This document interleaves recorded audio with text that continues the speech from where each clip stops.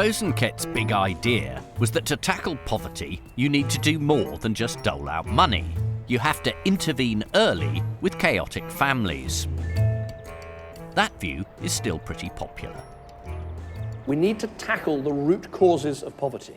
Homes where no one works, children growing up in chaos, addiction, mental health problems, abuse, family breakdown.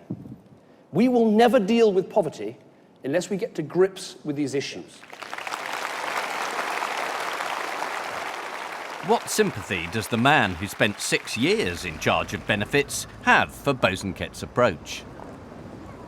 Sometimes people grow up in a household, for example, where your parents didn't work and you imbibe a sense that work isn't that important in your life. You don't go to school very much, and therefore you enter the world of work with no skilling and no sense that this is what you do.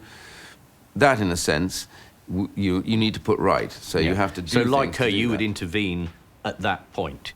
I remember visiting a lone parent a few years ago in an estate which had a very high number of single parents, young women. And when I sat and talked to her, I sensed that she wanted to do something. She wanted to be better than her circumstances, but she had no skills. She had fallen out of school. She didn't know where to go. And I remember leaving there thinking very simply, this is my daughter. I'm sorry, I'm quite emotional about that. 19 years old.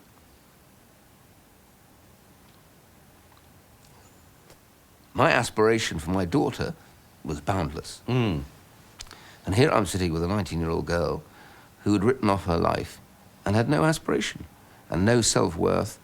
She was a product of the system. And my point was, what could I have done, what could we do to change her life? So that really is heart as well as head. Yeah. You want people to be responsible. You want them to make choices. You want them to improve themselves. That's quite Victorian.